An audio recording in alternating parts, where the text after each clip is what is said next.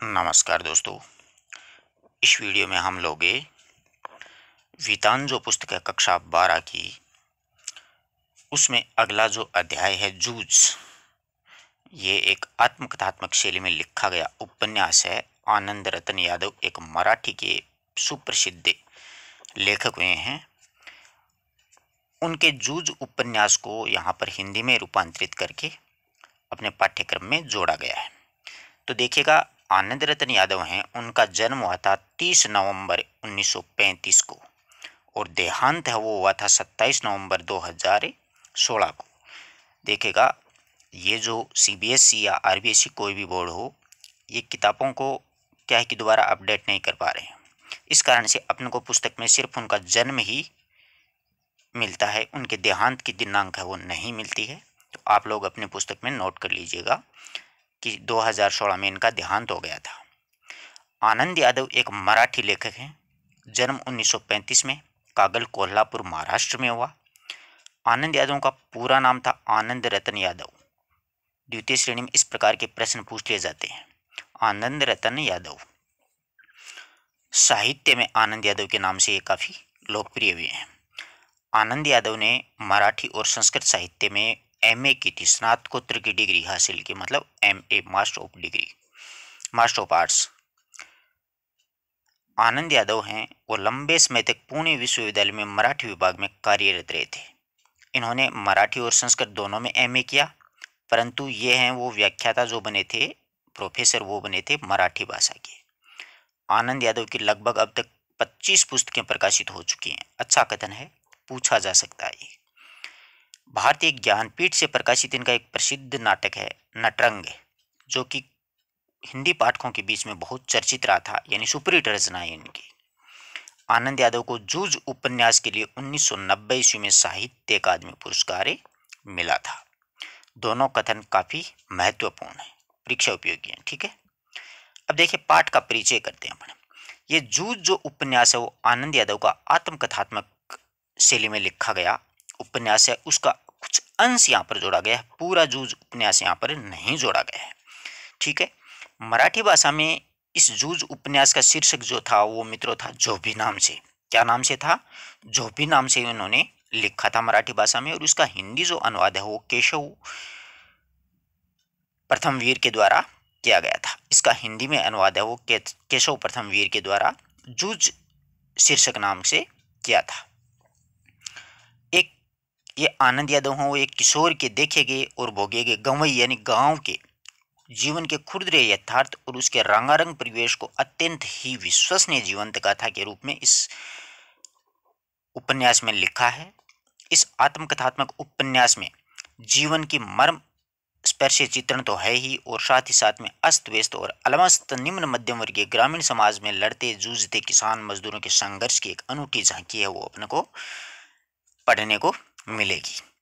तो ये कथन अच्छा है कि जूझ उपन्यास की शैली में लिखा गया है, तो आत्मकथात्मक शैली में। इसका मराठी में शीर्षक क्या था वो व्याख्याता भर्ती के लिए एक अच्छा कथन है, वो था जोभी नाम से, और इसका हिंदी में अनुवाद किया था केशव प्रथम वीर के द्वारा किया गया। ये इस उपन्यास के महत्वपूर्ण बिंदु हैं जो कि अपन क्या करेंगे, जैसे पूरा ये अध्याय पूरा कर लेंगे, पूरा चैप्टर पढ़ लेंगे, पूरा पाठ पढ़ लेंगे, उसके बाद में इनको पढ़ेंगे। पूरा पाठ का क्या हो जाएगा, रिवीजन हो जाएगा। ठीक है ना। ये देखिएगा, जूझ आनंद यादव, ये जो आप देख रहे हो रस शब्द, और ये मानो आनंद यादव की तस्वीर है। ये पीछे श्यामपट नहीं है मित्रों, ये ध्यान रखना। ये ब्लैक ब्लैक दिख रहा ना, ये श्यामपट नहीं है। ये अपन पाठ पढ़ेंगे तो आपको बिल्कुल आराम से समझ में आ जाएगा। ये भैंस है, भैंस पीछे जो ब्लैक कलर की होती है ना, भैंस, गाय भैंस जानते हो, वो भैंस पे लिख रहे हैं। आनंद यादव का पढ़ने के प्रति, लिखने के प्रति कितना मतलब मन था, कितनी आत्मा थी, कितने जुझारू थे, कितने उतावले थे, ये सारी बातें अपन इसमें पढ़ेंगे। और कैसे इनको इनके पिताजी के द्वारा पढ़ाई छुटवा दी जाती है, और फिर गांव के ठाकुर साहब के द्वारा इनको वापस स्कूल में भिजवाया जाता है। सारी बातें पढ़ेंगे, बहुत आनंद आएगा। अंत तक बने रहिएगा वीडियो के साथ में। मैं आपसे वादा करता हूँ किसी भी प्रकार का कोई भी कॉन्सेप्ट आपके मन में नहीं रहेगा। सारा चैप्टर आपको खुद ब खुद याद हो जाएगा। परीक्षा में अगर प्रश्न भी आ गया तो मेरी आवाज़ आपके कानों में गूंजती रहेगी कि देखो यहाँ से ये प्रश्न पुटअप होने वाला है, और वो आपको मिलेगा। देखिए पाठशाला में, पाठ शुरू करते हैं कि पाठशाला जाने के लिए मन तड़पता था, लेखक का बहुत मन करता था। अरे जबकि आजकल के बच्चे हैं वो रोते हैं पाठशाला जाने के लिए कि मैं पाठशाला नहीं जाऊंगा, मुझे स्कूल में मत डालो, मुझे तो मोबाइल दे दो जिसमें मैं क्या है कि तारक मेहता का उल्टा चश्मा देख लूँ, है ना। गलत बात। बहुत मन तड़पता था लेखक का। लेकिन दादा, ये दादा शब्द है वो पिताजी के लिए आया है, ठीक है। लेकिन दादा के सामने खड़े होकर के कहने की हिम्मत नहीं होती थी, ये दादा बड़ा क्रूर प्रवृत्ति का इंसान है। चैप्टर पढ़ेंगे तो आपको खुद ब खुद पता चल जाएगा आपको। हिम्मत नहीं होती थी, मैं पढ़ने जाऊंगा। डर लगता था कि दादा को नहीं पूछूं कि हड्डी पसली एक कर देगा, यानी बहुत बुरी तरीके से पीटेगा, काय का दादा काय का पापा है। बहुत मारता था लेखक को। इसीलिए मैं इस ताक में रहता कि यदि कोई दादा को समझा दे। मुझे उसका विश्वास था कि जन्म भर खेती में काम करते रहने से भी कुछ भी हाथ नहीं लगेगा। देखो कितनी अच्छी सोच थी बचपन में इस लेखक की, बच्चे की। देखो जो बाबा के समय था वह दादा के, यहाँ पर बाबा शब्द है वो दादा के लिए आया, और ये दादा जो शब्द है वो पिता के लिए आया। यानी जो दादा के समय था वो अब पिताजी के समय में नहीं रहा। ये खेती हमें गड्ढे में धकेल रही है। पढ़ जाऊंगा, नौकरी लग जाएगी, 4 पैसे हाथ में रहेंगे, विठोबा आना की तरह है, कुछ काम धंधा या कारोबार कर सकूंगा। देखो कितनी अच्छी बात कही है कि पढ़ जाऊंगा तो नौकरी लगेगी, नौकरी लगेगी तो 2 पैसे हाथ में होंगे, 4 पैसे, और विठोबा आना की तरह है कोई काम धंधा शुरू कर सकूंगा। कितनी अच्छी बात कही है। तो आप पढ़ोगे लिखोगे ना तभी नौकरी लगेगी, तभी 4 पैसे आएंगे, तभी समाज में इज्जत होगी। गांव वाले भी ये कहेंगे कि परिवार वाले समाज वाले सब इज्जत करेंगे। वरना तो आप कितनी भी मेहनत करो, अगर जॉब नहीं लगी ना तो सबकी नज़रों में आप एक मतलब घिनौनी हरकत की हुई है, आपने बहुत बड़ा अपराध कर दिया है कि तुम्हें नौकरी नहीं मिली। ये समाज इसको कुछ ज़्यादा ही तवज्जो दे रहा है। अंदर ही अंदर इस तरह के विचार चलते थे लेखक के बचपन में। तो आपके भी दिलो दिमाग में एक ही प्रश्न चलना चाहिए कि मुझे व्याख्याता है सेकंड ग्रेड या रीट कोई ना कोई भर्ती मुझे निकालनी है, निकालनी है, निकालनी, चाहे कुछ भी हो जाए, घर में कितना भी काम हो, कुछ भी हो। अपने को अपना दिलो दिमाग किस पे फोकस करना है, सिर्फ और सिर्फ अपने उद्देश्य, अपने लक्ष्य, अपने एम पे, अपने गोल पे। समझ रहे हो ना। बस दिवाली बीत जाने पर महीने भर ईख ईख होता है गन्ना। गन्ना पेरने के लिए कोल्लू चलाना होता था। बचपन में बेचारी को कोल्लू चलाया इन्होंने। कोल्लू जरा जल्दी शुरू किया गया तो दादा की समझ में ये रहता है कि ईख की अच्छी खासी कीमत मिल जाएगी, क्योंकि दादा को तो मजा करना था ना जिंदगी में। और ये है उसकी समझ कुछ हद तक सही भी थी। जब चारों ओर से कोल्लू चलने लगते तो बाजार में गुड़ की क्या की बहुतायत हो जाती, तो भाव है वो नीचे उतर जाते, यानी सस्ते हो जाते। इस समय नंबर 1 और नंबर 2 के गुड़ बहुत आता था, और हमारे खेतों पर ही बनाए गए नंबर 3 के गुड़ को कौन पूछता है। यानी 1 नंबर 2 नंबर, यानी सफ़ेद सफ़ेद दिखने वाला शानदार गुड़। बाकी के किसान दूसरे ढंग से विचार करते थे। उनका यह मत था कि ईख को और कुछ दिन खेत में खड़ी रहने दिया जाए तो गुड़ ज़्यादा निकलता है। ये भी समझदारी की बात है। देर तक खड़ी रहने वाली ईख में रस में क्या होता है कि पानी की मात्रा कम होती है और रस गाढ़ा हो जाता है, जिसके कारण क्या होता है कि ज़्यादा गुड़ निकलता है। लेकिन दादा की समझ में ये गुड़ ज़्यादा निकलने की अपेक्षा भाव अच्छा मिलना चाहिए, कि भाव ज़्यादा मिलना चाहिए, गुड़ ज़्यादा निकले ना निकले। इसलिए सारे गांव भर में सबसे पहले कोल्लू हमारा ही शुरू होता था। लेखक को ही सबसे पहले कोल्लू चलाना होता था, गन्ने को पेलना होता था और उससे गुड़ बनाना होता था। इसी कारण वह इस वर्ष भी शुरू हुआ और हम उसे जल्दी निपट गए, आगे के काम में लग गए थे, यानी गुड़ वगैरह निकाल लिया था। सभी जन धूप में लेटे हुए थे। माँ धूप में कंडे थाप रही थी, गोबर के कंडे होते हैं ना। मैं बाल्टी से पानी भर भर के माँ को दे रहा था। कुछ कुछ बीच बीच में बातचीतें भी हो रही थी हम दोनों में, और इसलिए ये सोचकर कि बात माँ से कहनी चाहिए, और मैंने अपने पढ़ने की बात है वो छेड़ दी। देखो लेखक कितना समझदार है। ये माँ कंडे भी थाप रही है, ये लेखक बाल्टी पानी भी ला रहा है साहब। अब देखो माँ की हालत है। माँ ने कहा अब तू ही बता मैं क्या करूं। बेचारी गृहिणी थी, गांव की स्त्री थी, पति से डरती थी। आज भी क्रूर प्रवृत्ति के लोग इस समाज में देखे जाते हैं, जो कि पत्नी को एक विशेष प्रकार एक तुच्छ वस्तु समझते हैं। पढ़ने लिखने की बात तो वह है बरहेला, बरहेला मतलब एक सुअर के लिए है ये बरहेला है ना, वो अपनी बातें नहीं मानेगा। बहुत ही नीच प्रवृत्ति का इंसान था वो। पत्नी बच्चे किसी की भी बात है वो नहीं सुनता था। आई बात समझ में आपको। अब आगे देखिएगा आप लोग। सुअर की तरह गुर्राता है, यानी बहुत ही बेकार आदमी है, गुस्सेल प्रवृत्ति का आदमी है, इसलिए सुअर की तरह गुर्राता है। तुझे मालूम है माँ के मन में जंगली सुअर बहुत गहराई तक बैठा था। ये इस स्त्री को मतलब पीटता था। गाँव में होता है ना अक्सर कि अपनी स्त्री को एक जूती के समान समझते हैं, और जब आए हाथ साफ कर लिया, क्योंकि बाहर जाएंगे तो किसी न किसी ने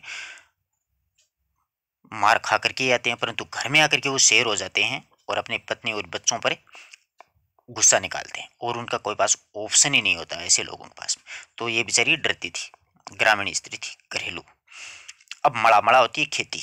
खेती के सभी काम बीत गए। लेखक ने कहा, मेरे लिए अब कुछ तो करना ही नहीं रह गया है, इसलिए कहता हूँ तू दत्ता राव सरकार से, ये गांव के ठाकुर हैं, ये बहुत ही समझदार और बहुत ही अच्छे सज्जन पुरुष हैं, दत्ता राव जी से मेरे पढ़ने के बारे में कहे, आज ही रात को हम यहाँ पर चलेंगे, मैं चलूंगा तेरे साथ में, तू उन्हें कुछ समझा कर बता देना, सब कुछ अच्छी तरह से, तो वे दादा को ठीक तरह से समझा देंगे। अब इस दत्ताजी राव है ना, इनसे ये दादा बहुत डरता था, क्योंकि गांव के ठाकुर से डरना पड़ता है, समझदार आदमी था ये।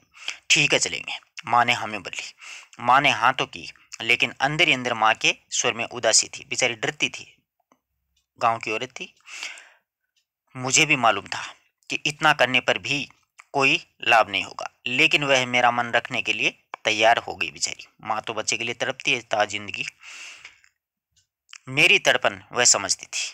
7वीं तक पढ़ने की उसके मन में तैयारी थी कि 7वीं तक तुझे पढ़ा दूंगी बेटा, लेकिन दादा के आगे के उसका बस नहीं चलेगा, यानी इससे आगे दादा तुम्हें पढ़ने नहीं देगा, तुम्हारे बाप बड़ा नीच प्रवृत्ति का आदमी है। रात को मैं और माँ दत्ताजी राव देसाई के यहाँ पर गए सागबाजी देने के लिए। माँ ने दीवार के सहारे बैठ करके दत्ताजी राव को सब कुछ कह दिया। वे भी इस बात में सहमत हो गए, अच्छे आदमी थे।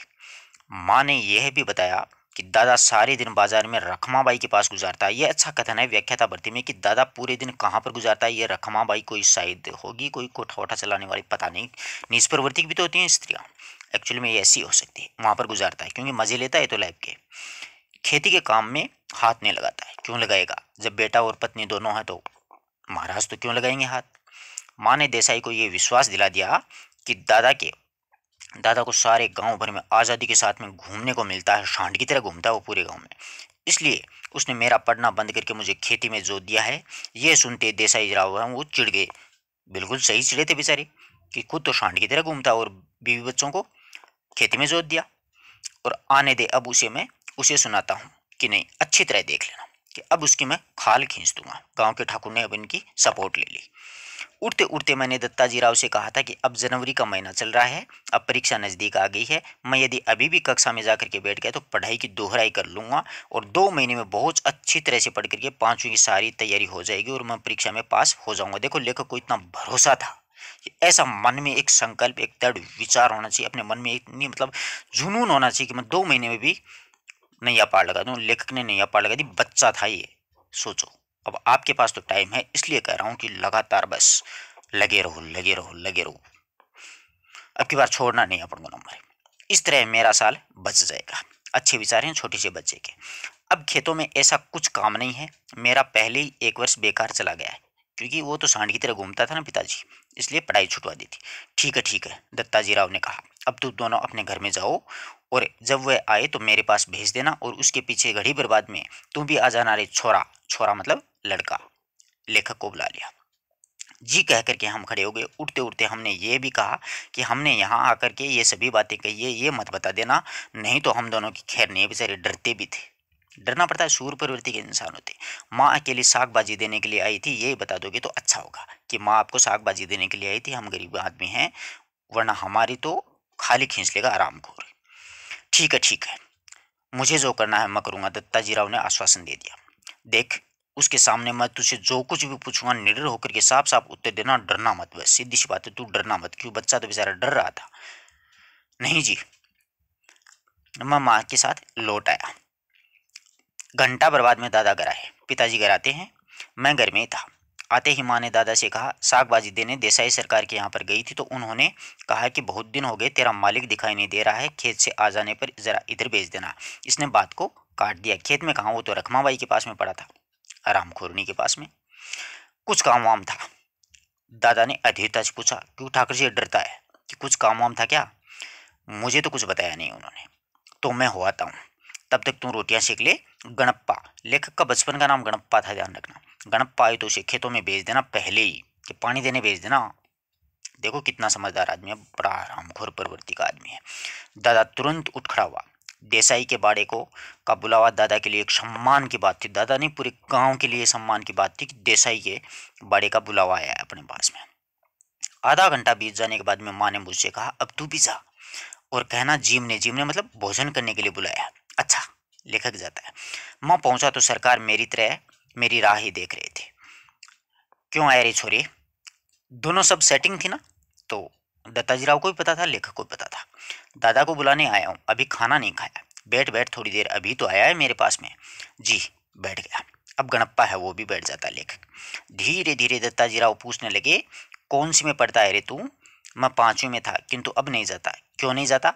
दत्ताजी राव पूछते। दादा ने मना कर दिया है। लेखक कहता है, दादा ने मना कर दिया? खेतों में पानी लगाने वाला कोई नहीं है। क्यों रे रत्नप्पा? अब देखो, इसके दादा यानी पिता का नाम क्या था? रत्नप्पा। ये पूछा जा सकता है कि इसके पिता का नाम क्या था, बचपन का नाम क्या था, वो थोड़ी सी याद रखना। हाँ जी। फिर तो क्या करता है? सरकार ने दादा को से जिरह शुरू कर दी। जिरह का मतलब बहस शुरू किया, तो सारा का सारा इतिहास निकल आया। सरकार ने दादा का खूब गुस्सा किया। अब सरकार के सामने बोलने की हिम्मत ही नहीं थी दादा की तो, और उन्हें दादा को की खूब हजामत की, हजामत बनाई, यानी अच्छी तरह से लू उतार ली, बड़ी वाली बेइज्जती की। अच्छा, डांटा। देसाई के मड़ा खेत में, देसाई के मड़ा यानी खेत को छोड़ देने के बाद दादा का ध्यान किसी काम में नहीं रहा था। मन लगाकर वह खेत में श्रम नहीं करता था, फसल में लागत नहीं लगाता था, और लुगाई और बच्चों को काम में जोत करके इस तरह से खुद गांव भर में खुले सांड की तरह घूमता है। और अब अपनी मस्ती के लिए किस तरह से छोरे का जीवन है वो भी बलि चढ़ा रहा है। ये सब उन्होंने सुनाया कि देख ले, तू कोई काम वाम करता नहीं है, लुगाई और बच्चे को परेशान करता है। दादा के हर एक तर्क को दत्ताजी राव ने काट दिया था, यानी दादा जो भी बोलता दत्ताजी राव उल्टा बोल देते। और मुझसे कहा, सवेरे तू पाठशाला जाता रहे, कुछ भी हो पूरी फीस भर दे उस मास्टर की, और मन लगा करके पढ़ाई कर, और किसी भी तरह साल नहीं मारा जाए, उसका ध्यान रखना। यदि इसने तुझे पढ़ने के लिए नहीं भेजा तो सीधा इधर चलाना, यानी मेरे घर चलाना है। ये देसाई सरकार कहते हैं। सुबह शाम जो कुछ भी हो सके वो काम करना, और पाठशाला जाते रहना, मैं पढ़ाऊंगा तुझे। इसके पास तो जरा ज्यादा बच्चे हो गए हैं ना, इसलिए तुम्हारे साथ कुत्तों जैसा बर्ताव है वो कर रहा है, यानी तुम्हारे साथ कुत्तों के जैसा व्यवहार कर रहा है। ये गलत बात है। दत्ताजी राव अच्छे आदमी है यहाँ पर। आगे देखो, मैंने मना कब किया? अब वो बोलता है दादा रत्नप्पा कि मैंने मना कब किया है जी? कोई जरा सी गलत सलत आदत पड़ गई थी, इसलिए पाठशाला से निकालकर जरा नजरों के सामने रख लिया। देखो कितना नीच प्रवृत्ति का आदमी है। नजरों के सामने खुद तो पढ़ा था रखमाबाई के पास में, इसके पास नजरें कहाँ थी? कैसी आदत है? दत्ताजी राव पूछते। चाहे जैसी यहाँ वहाँ कुछ भी करता है, कभी कंडे बेचता है, कभी चारा बेचता है, सिनेमा देखता है, खेलने जाता है, खेती और घर का कोई काम वाम बिल्कुल ध्यान नहीं देता है। दादा ने मेरे ऊपर अचानक हल्ला बोल दिया। ये तो होती है, अक्सर प्रवृत्ति होती है। दो इंसान दबता दिखता है ना, तो झूठे आरोप लगाता है। क्यों रे छोकरे? दत्ताजी राव पूछते हैं। नहीं, कभी कभार मेले में पट पर पैसा लगा दिए थे। दादा तो कभी भी सिनेमा के लिए पैसे नहीं देते हैं, इसलिए खेत में और गोबर बीन बांध करके माँ से कंडे थपवा लिए थे, और उन्हें बेच करके कपड़े भी बनवाए हैं। और उसी समय एक बार सिनेमा भी गया था, मैंने झूठ मूठ बोल करके मिला करके बोल दिया, ठोंक दिया। लेखक भी कम नहीं था, आखिर बेटा तो उसी का था। अब ये सब बंद कर और सिर्फ पढ़ाई में मन लगा। दत्ताजी राव कहते हैं, पास नहीं हुआ? पास नहीं हुआ है कभी? नहीं जी, पाठशाला जाना ही बंद कर दिया था, इसलिए परीक्षा में ही नहीं बैठ सका, वरना पास तो मैं आराम से हो जाता। अच्छा अच्छा, अब जा तू घर जा और सवेरे पाठशाला जाने लग जा, यानी सवेरे से तू पाठशाला जा। जी। मैं उठ खड़ा हुआ। लेखक उठ खड़ा होता है। बाहर निकलते निकलते मैंने सुना कि दत्ताजी राव उसके दादा को यानी पिताजी को कैसे समझा रहे थे। अरे बच्चे की जात है, एक आध बार सिनेमा चला गया तो क्या हो गया रत्नप्पा? एक आध बार खेलने भी लग गया तो क्या हुआ? इस तरह उसका पढ़ना लिखना बंद कर देना है क्या? ये कोई अच्छी बात थोड़ी ना। जी, आप कहते हैं तो। अब दादा बोलता है, भेज देता हूँ कल से, देखते हैं एक आध वर्ष में कुछ सुधार हो जाए तो। दादा ने मन मान करके कहा। इस समय उसका कोई बस नहीं चल रहा था, क्योंकि दत्ताजी राव सरकार बड़ी खतरनाक इंसान खड़े थे ना उसके सामने, इसलिए उसको बहुत बुरा लग रहा था दादा को। खाना खाते खाते दादा ने मुझसे वचन लिया, पाठशाला 11 बजे होती है, दिन निकलते ही खेत में हाजिरी देनी चाहिए, 11 बजे तक पानी लगाना चाहिए, खेत से सीधे पाठशाला, और सवेरे आते समय पढ़ने का बस्ता है वो घर से ले आना, और छुट्टी होते ही सीधे खेत पे आ जाना। अब देखो, ये तो देखो दत्ताजी सरकार बैठे हैं, ये लेखक खड़ाई है, और ये महाराज रत्नप्पा। बुरी हालत हो रही है ना, बोलने की हिम्मत ही नहीं है बेचारी की। घर से बस्ता रख करके सीधे खेत में आकर के घंटा भर ढोर ढोर यानी गाय भैंस वगैरह वो चराना, और कभी खेतों में ज़्यादा काम हुआ तो पाठशाला से गैर हाजिरी लगाना यह मंजूर है। कहा कि ये सारी बात तुझे जच रही हैं तो स्कूल जाना, वरना स्कूल का कोई मतलब नहीं है। हाँ, खेत में काम होगा तो गैर हाजिरी रहना ही चाहिए। मैं ऐसा बोल रहा था मानो मुझे सारी बातें मंजूर हो। मन में आनंद उमड़ रहा था। लेखक को कितनी खुशी हो रही थी स्कूल जाने के लिए। बोलो, पाठशाला की ये होती है ललक। हाँ, इतना तो मंजूर है, पाठशाला जाना है, नहीं तो ये है पढ़ना लिखना किस काम का है। मैं सवेरे शाम खेतों में आता जाता रहूंगा ना, यानी सवेरे शाम आऊंगा साहब, सीधी सी बात है, पर पाठशाला जरूर आऊँ। हाँ, यदि नहीं आया तो उसी दिन देख लेना, गांव में जहां पर मिलेगा वहीं पर कुचल दूंगा। देख लो कितना खतरनाक, कितना नीच प्रवृत्ति, कितनी राक्षसी प्रवृत्ति का इंसान है ये। नहीं, तुझे तेरे ऊपर पड़ने का जो भूत सवार हुआ है ना, तुझे मालूम है ना, बालिस्ट नहीं होने वाले तू, ये बालिस्ट होता है कलेक्टर। तू, दादा बार बार कुर कुर कुर कुर कर रहा था और मैं चुपचाप गर्दन नीचे करके खाने लगा हुआ था। यानी दादा को बहुत गुस्सा आ रहा था, क्योंकि अब खुद को काम करना पड़ेगा ना। रोते धोते लेखक की पाठशाला फिर से शुरू हो गई। गर्मी सर्दी हवा पानी वर्षा भूख प्यास आदि कुछ भी ख्याल न रखते हुए खेती के काम की चक्की में 11 बजे से 5 बजे तक पीसने रहने से छुटकारा मिल गया, क्योंकि 11 बजे स्कूल जाता, शाम के 5 बजे छुट्टी होती। उस चक्की की अपेक्षा तो मास्टर की छड़ी की मार अच्छी लगती है रे, उसे मैं रोज सहन कर लेता था। बल्कि लेखक बहुत इंटेलिजेंट है पढ़ाई में, वो छड़ी की मार भी बहुत कम खाएगा। दोपहर भर में कड़क धूप का समय पाठशाला की छाया में व्यतीत हो रहा था, वरना खेतों में बेचारा ढोर डांगर चलाता, धूप पड़ती। अब स्कूल में आराम से बैठा। गर्मी के 2 महीने आनंद से बीत गए। बड़ा सुकून मिला लेखक को। फिर से 5वीं में आकर बैठने लगा, क्योंकि परीक्षा नहीं दी थी ना। और फिर से नाम लिखवाने की जरूरत नहीं पड़ी, क्योंकि 5वीं में नापास था। नापास का शाब्दिक अर्थ यहाँ पर मैं पास नहीं हुआ, यानी अनुत्तीर्ण की टिप्पणी के आगे लिखी हुई थी, और वह 5वीं में हाजिरी रजिस्टर में लिखा रह गया था। और पहले ही दिन कक्षा में गया तो गली के 2 लड़कों को छोड़ करके कोई भी पहचान का लड़का लेखक के नहीं था। मेरे साथ के सभी लड़के आगे निकल गए, क्योंकि उन्होंने परीक्षा नहीं दी लेखक ने, तो बच्चे आगे निकल गए।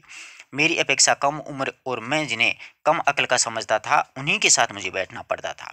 यह बात कक्षा में पहुंचने पर मुझे अच्छी तरह से समझ में आ गई। मन खट्टा हो गया। बाहरी एपरी जैसा मैं बेंच में अकेला बैठ गया, यानी कोई जानकार नहीं था। सब पीछे की क्लास के थे, वो बराबर में आ गए। स्कूल के सिरे के कोने में जा बैठा। मास्टर कौन है इसका पता भी नहीं है। पुरानी किताबें और पुरानी कॉपियां का उस कक्षा में कोई संबंध नहीं था। फिर से लट्ठे के बने थैले में उन्हें ले आया था। बस के अड्डे पर कोई लड़का उनकी पोटली संभाले किसी के इंतजार में बैठा होता, और उसी तरह मैं पढ़ाई की पुरानी धरोहर संभाले था। यानी पुरानी किताबें थी मेरे पास में। जिस प्रकार से बस अड्डे पर कोई अपना सामान का ध्यान रखना ना, उसी प्रकार से एक राहगीर की तरह मैं क्लास में एक अजनबी की तरह बैठा था। क्या नाम है मेहमान? नया दिखाई देता है। कोई पूछता है लेखक से कि क्या नाम है मेहमान का? नया दिखाई देता है। या गलती से इस कक्षा में आ बैठे हो। कक्षा में सबसे ज्यादा शरारती साहवान लड़के ने सामने आकर के खिल्ली उड़ाने के शौर में पूछा। यानी वो चाहवान लड़का है, वो पूछता है कि नया मेहमान कौन है, क्या नाम है तेरा? मेरे ध्यान में आया कि मेरी पोशाक भी अजनबी जैसी है। बालूगड़ी की लाल माटी के रंग में मटमेली हुई धोती और गमछा पहन करके मैं अकेला ही था। यानी बेचारा गरीब आदमी था, आराम से जैसा था वैसा पहन करके चला गया। देखे देखे तुम्हारा गमछा। अब देखो, एक्चुअल में क्या होता है कि बच्चे और बंदर पराई पीर को नहीं समझते हैं। वो किसी के साथ कैसी भी हरकत कर लेते हैं, उनको पता ही नहीं होता कि सामने वाले को दुख हो रहा है कि नहीं हो रहा है। तो इसी प्रकार ये बच्चे थे, तो वो उनको छेड़ते हैं। लेखक को कैसे छेड़ते हैं? कहते हुए उसने गमछा खींच लिया। गमछा होता है मतलब पहनने का।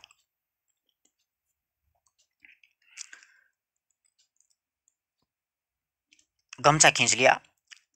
अब मेरा गमछा पूरी कक्षा में खींचा तो नहीं होगी तो फट जाएगा। लेखक को साफ पता चल गया कि इधर से वो खींचेगा उधर से ये खींचेगा, तो मेरा गमछा है वो पूरी तरह से फट जाएगा। मन में मैं ये सोचकर रोवां सा हो गया, यानी रोनी से आ गई बेचारे बच्चे को। मासूम सा चेहरा था, लेकिन वैसा कुछ नहीं हुआ। उस लड़के ने उसे अपने सिर पर लपेट लिया और मास्टर की नकल करते हुए, यानी गमछा छीन करके अपने सर पे एक रुमाल की तरह बांध लिया, और मास्टर की नकल करते हुए उसे उतार करके टेबल पर रख करके अपने सिर पर हाथ फेरते हुए हुश की आवाज़ की, और इतने में मास्टर आ गए और वह गुंडा झट से अपनी जगह पर आकर के बैठ गया। वो चाहवान लड़का बैठ गया। मेरा गमछा टेबल पर ही रहा।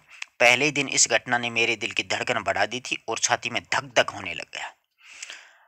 अब रणनवरे मास्टर कक्षा में आए थे। रणनवरे वो टेबल पर मटमेला गमछा देखकर उन्होंने पूछा किसका है? मेरा मास्टर। लेखक कहता है तू कौन है? मैं जकाते, यानी पिछले साल फेल होकर के इसी कक्षा में आकर के वापस बैठ गया। गमछा ले जा। पहले लेखक अच्छे थे, सॉरी अध्यापक अच्छे थे, तो उन्होंने गमछा दे दिया। उसने छड़ी से गमछा उठा करके नीचे डाल दिया। मैं उसे उठाने गया तो कहा, यहाँ क्यों रखा है मूर्खों की तरह। मैंने नहीं रखा मास्टर, उस लड़के ने मेरे सिर से छीन लिया और यहाँ पर रख दिया था। यह चाहवान का बच्चा बिन बात के उठक पटक करता है, कहते हुए मास्टर उस लड़के की ओर चले गए। मास्टर ने मेरे बारे में भी पूछताछ की और वामन पंडित की कविता पढ़ाने लगे। अब यह पूछा जा सकता है कि वामन पंडित की कविता किसने पढ़ाई, तो रणवर्य मास्टर ने वामन पंडित की कविता पढ़ाने लगे। गमछा पतले कपड़े का तौलिया होता है, उसको बोलते हैं। बीच बीच में छुट्टी में बीच की छुट्टी में मेरी धोती की कांच उस लड़के ने 2-3 बार खींचने की कोशिश की। वो चाहवान अब धोती के पीछे पड़ गया, पहले तो गमछे के पीछे पड़ा था, लेकिन फिर से मैं दीवार की तरह से पीट करके इसे बैठ गया कि पूरी छुट्टी होने से पहले उठा ही नहीं। सीधी सी बात है, वरना तो धोती फट जाती। और खिलौने के लिए बनाए गए जैसे कोये के बच्चे को खुले में रख देने पे जैसे चारों ओर से कोये उसके चोंच मारते हैं ना, वैसी ही हालत मेरी हो गई थी, यानी लेखक की हालत भी उस कौवे की तरह हो गई थी। तो परीक्षा में पूछा जा सकता है कि लेखक की हालत कैसी हो गई थी, कौवे की तरह। जैसे एक खिलौना कौवा रख देते हैं और कौवे उसके चोंच मारते हैं ना चारों तरफ से, वैसे लेखक की हालत कर दी। मेरी ही पाठशाला मुझे चोंच मार मार कर घायल कर रही थी। लेखक को बहुत बुरा लग रहा था। घर जाते समय सोच रहा था कि लड़के मेरी खिल्ली उड़ाते हैं, धोती खींचते हैं, गमछा खींचते हैं, तो इस तरह कैसे निभाओगा, यानी इस तरह से मामला चलेगा नहीं, बहुत बुरी हालत हो गई। नहीं जाऊंगा ऐसी पाठशाला में, इससे तो अपना खेत ही अच्छा है। चुपचाप काम करते रहो। गली के 2-1 लड़के हैं कक्षा में, वो मुझसे भी कमजोर हैं, वो मेरी क्या मदद करेंगे, ऐसा विचार करता हुआ लेखक घर आ रहा था।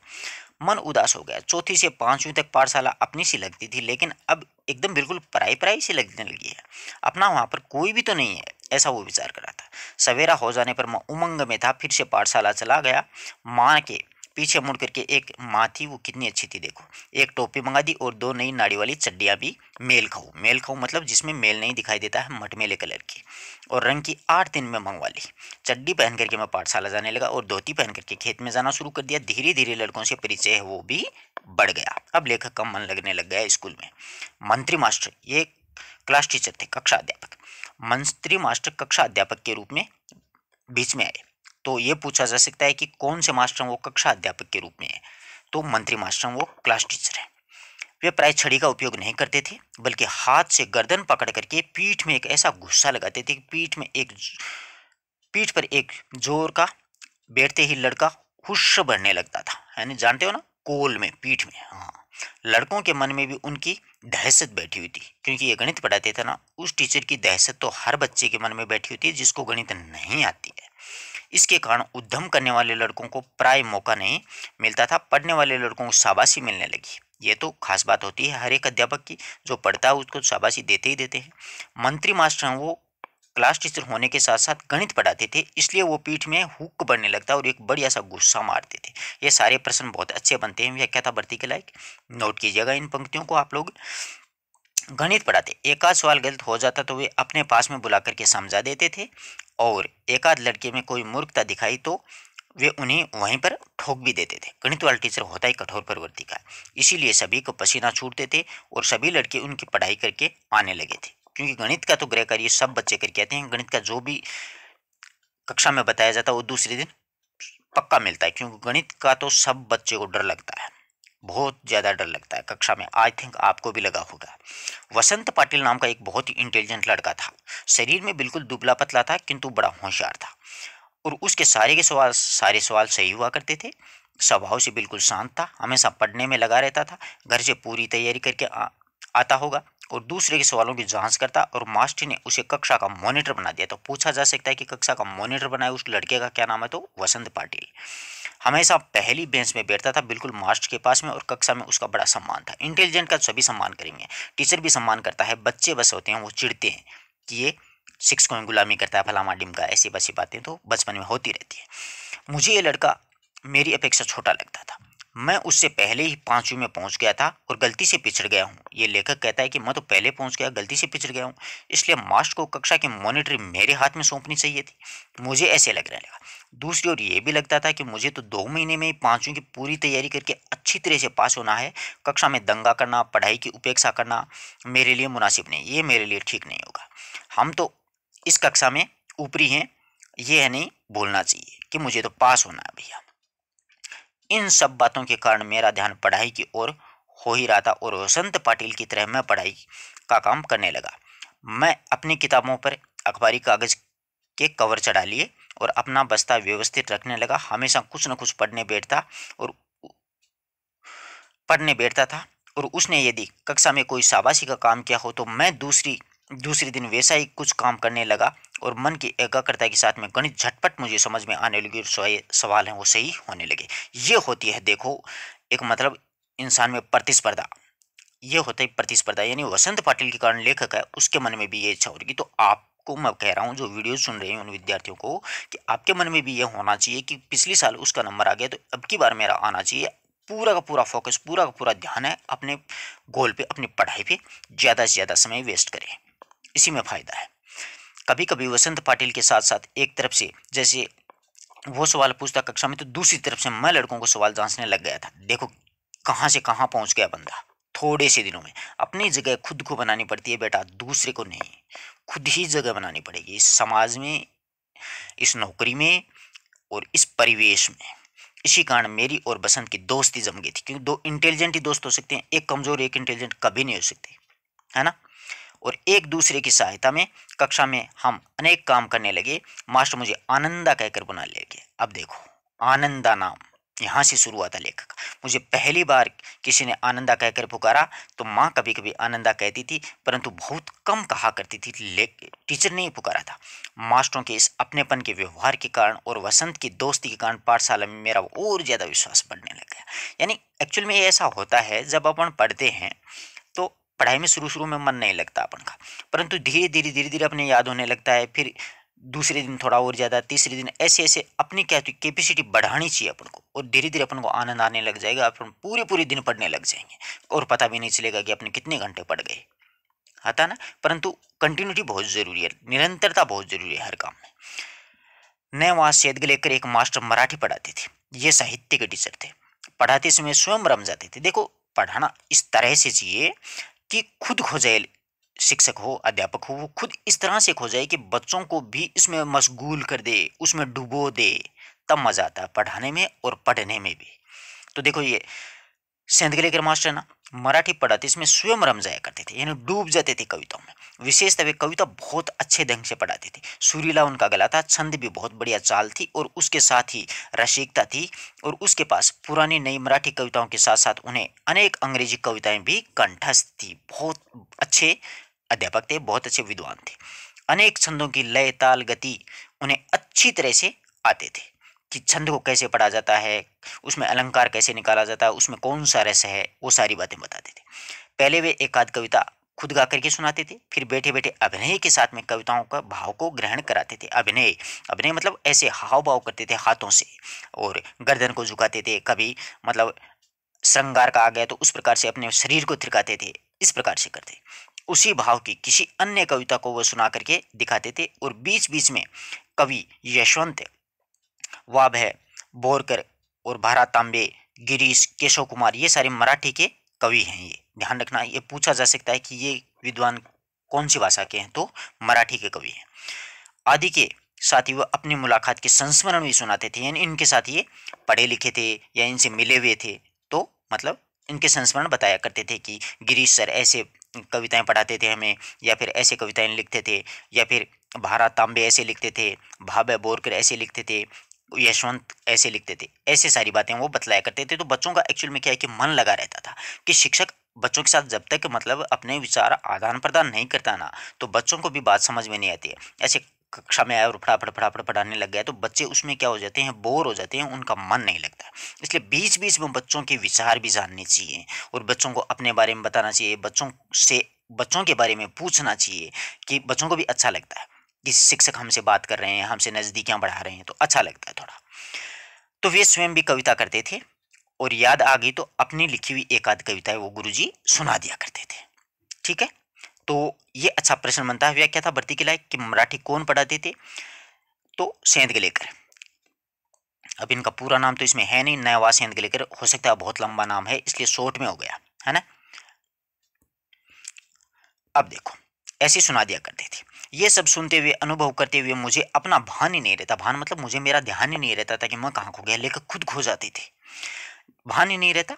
मैं अपने आंखों और कानों में प्राणों की सारी शक्ति लगा करके दम रोक करके मास्टर के हाव भाव, ध्वनि, गति, चाल और उनका रस पीता रहता था, यानी मतलब डूब जाता था, रसोपान करता था लेखक स्वयं, आंखें मूंद करके। बहुत अच्छा लगता था, बड़ा सुकून मिलता था लेखक को। इस प्रकार से लेखक पढ़ते थे और गुरुजी पढ़ाया करते थे। सुबह शाम खेत में पानी लगाते हुए, ढोर चराते हुए। अब देखो, ढोर चराते हुए भी लेखक कविता में देखो, जब इंसान किसी काम में डूब जाता है ना, तो वो कोई अन्य काम भी करेगा ना, तो वो डूबे हुए काम को साथ साथ में करता रहेगा, उसको पता ही नहीं चलेगा कि मैं ये काम कर रहा हूँ। जैसे आपको थोड़ा सा उदाहरण दूं, कई बार गृहिणी जो विद्यार्थी हैं वो अक्सर पूछते हैं कि सर हमें पढ़ने में समय नहीं मिलता है, घर में काम बहुत होता है, बच्चे होते हैं, पति होती है, सास ससुर होते हैं, बहुत से काम होते हैं, खाना वाना बनाना।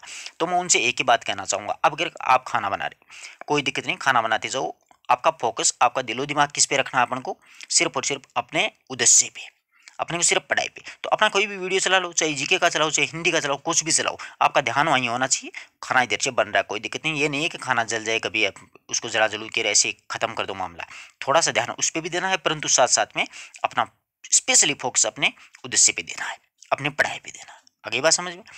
तो वह ढोर चराते हुए अकेले में खुले गले से सारी कविताएं मास्टर के हाव भाव में, यति गति में, यानी यति गति में आराम से मैं गाता रहता था, आरोह अवरोह के अनुसार गाता था। उन कविताओं को के अर्थों से खेलता हुआ मैं उनके आगे पीछे जाता था। मास्टर जिस प्रकार से बैठे बैठे अभिनय करते थे, मैं पानी लगाते लगाते वैसे ही अभिनय करता था, यानी नाश्ता खूंजता रहता था। क्यारियां पानी से कब भर जाती थी इसका मुझे भान ही नहीं रहता था। लेखक भूल जाता था क्योंकि वो तो डूबा हुआ था उन कविताओं में, उनको पता ही नहीं कि पानी में, क्यारी में कितना पानी चला गया। होता है ना ऐसा। ऐसा मास्टर की चाल है, दूसरी कविताओं की भी है, पढ़ी जा सकती हैं। इसका पता अभी मुझे उसी समय चला था, यानी कविताएं दूसरी साल में पढ़ी जाती हैं, ये नहीं है कि एक कविता एक ही साल में पढ़ी जाएंगी सारी, नहीं। इन कविताओं के साथ खेलते हुए मुझे दो बड़ी शक्तियां प्राप्त हुई। कौन सी हुई? पहले ढोर चराते हुए, पानी लगाते हुए, दूसरे काम करते हुए अकेलापन बहुत करता था, क्योंकि वो उसी काम में रहता था जिसमें वो करना ही नहीं चाहता था, मजबूरी में उसको ढोर चराने पड़ते, पानी लगाना पड़ता और कोई काम करने पड़ते। परंतु अब देखो, किसी के साथ में बोलते हुए, गपशप करते हुए, हंसी मजाक करते हुए काम करना अच्छा लगता था, यानी बोलते बोलते काम करते हैं तो काम का क्या ही पता नहीं चलता है। हमेशा कोई ना कोई साथ में होना चाहिए, ऐसा मुझे पहले लगता था, लेखक को लगता था कि मैं कोई काम करूं, जैसे ढोर चराऊं, पानी भरूं, तो मुझे कोई ना कोई मेरे साथ होना चाहिए। लेकिन अब मुझे अकेलेपन में कोई ऊब नहीं होती, क्योंकि मुझे कविताओं का सहारा मिल गया, मैं कविताओं में डूब जाता हूँ। मैं अपने आप से ही खेलने लगा था।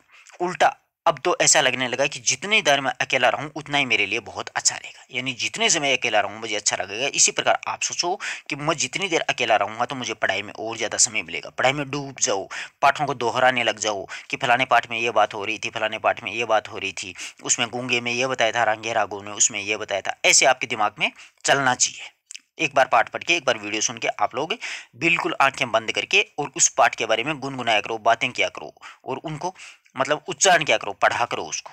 कोई दिक्कत नहीं है, कोई कुछ भी कहे, पागल कहे तो कहने दो, अपने को अपना उद्देश्य प्राप्त करना है, अपना लक्ष्य प्राप्त करना है, तो ऐसा करना। तो लेखक भी यही से कहते हैं कि मुझे अकेला रहना अच्छा लगता है, इस कारण कविता ऊंची आवाज में गाई जा सकती है, यानी मैं अकेला रहूंगा तो जोर जोर से गा सकता हूँ, ऊंची ऊंची आवाज में, वरना और लोग होंगे तो क्या कहेंगे कि ये तो कैसे गला फाड़ रहा है।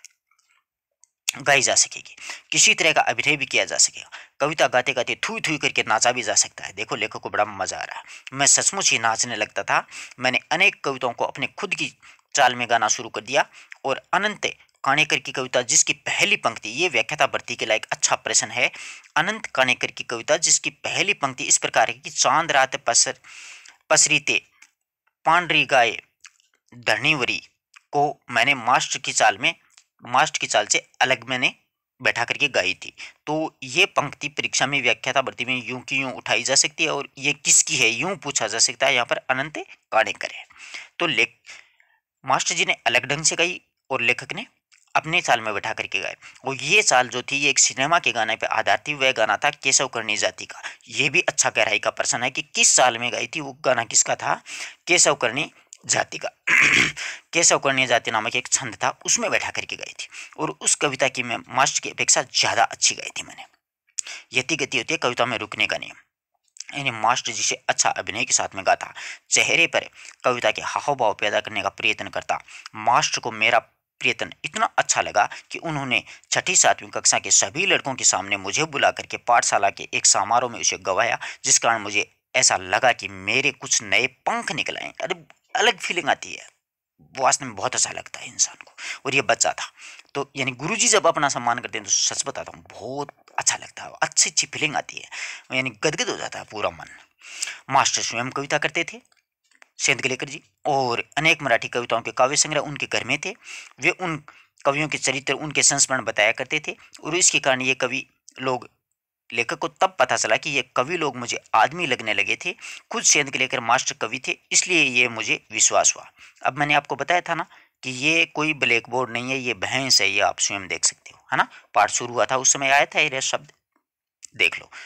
भैंस पे भी कविता लिखने लग गए हैं।